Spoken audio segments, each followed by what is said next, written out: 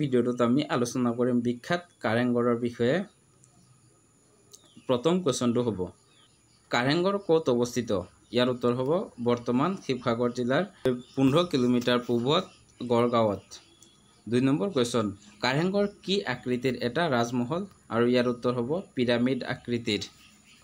3 number কোৱেশ্যনটো হ'ব কোনজন আহোম স্বৰ্গদেৱে কাৰেংঘৰ নিৰ্মাণ কৰিছিল? ইয়াৰ উত্তৰ হ'ব স্বৰ্গদেউ চুকলেংমুং। 4 নম্বৰ কোৱেশ্যন কিমান চনত স্বৰ্গদেউ চুকলেংমুঙে কাৰেংঘৰ নিৰ্মাণ কৰিছিল? ইয়াৰ উত্তৰ হ'ব 1540 চনত। 5 নম্বৰ কোৱেশ্যন কোনজন আহোম স্বৰ্গদেৱে কাৰেংঘৰ ইটাৰে নিৰ্মাণ কৰিছিল? আৰু ইয়াৰ উত্তৰ হ'ব স্বৰ্গদেউ প্ৰমত্ত সিংহই।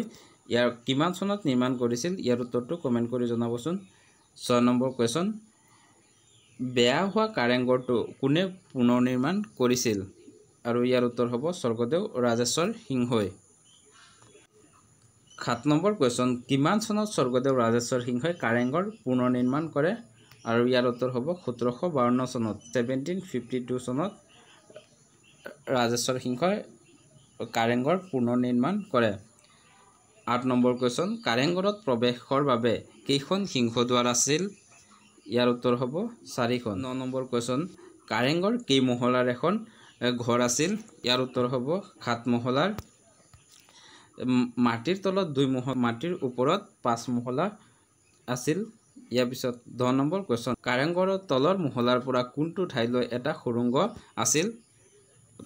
আৰু ইয়াৰ উত্তৰ হ'ব কাৰেংঘৰত একেবাৰে তলৰ মহলাৰ পৰা তলাতল ঘৰলৈকে এটা সুৰংগ আছিল আৰু এই বাটটো আছিল 16 কিলোমিটাৰ। তাৰপিছত 11 নম্বৰ কুৱেশ্যনটো হ'ল কাৰেংঘৰ থকা ঠাইত আগতে এখন সৰু চাংঘৰ আছিল আৰু সেই চাংঘৰখনৰ নাম কি আছিল? ইয়াৰ উত্তৰ হ'ব হলুং। তাৰপিছত 12 নম্বৰ কুৱেশ্যন আহোমৰ তৃতীয়খন ৰাজধানী ক'ত আছিল? আৰু ইয়াৰ উত্তৰ হ'ব গড়গাঁৱত। গড়গাঁৱত আছিল আহোমৰ তৃতীয়খন ৰাজধানী। 13 নম্বৰ কুৱেশ্যনটো হ'ল গড়গাঁৱত আহোমৰ কোনজন স্বৰ্গদেৱে ৰাজধানী পাতিছিল? ইয়াৰ উত্তৰ হ'ব স্বৰ্গদেউ চুকলেংমুং। তাৰপিছত 14 নম্বৰ কুৱেশ্যনটো হ'ল কোনজন বিখ্যাত মুছলমান লেখকৰ লিখনিত কাৰেংঘৰৰ বৰ্ণনা পোৱা যায়? আৰু ইয়াৰ উত্তৰ হ'ব চিহাবুদ্দিন তালিছৰ। চিহাবুদ্দিন তালিছ মিৰ্জুমলাৰ অসম আক্ৰমণৰ সময়ত অসমলৈ আহিছিল।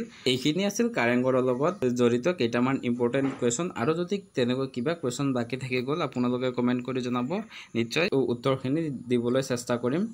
আজিৰ কুৱেশ্যনটো হ'ল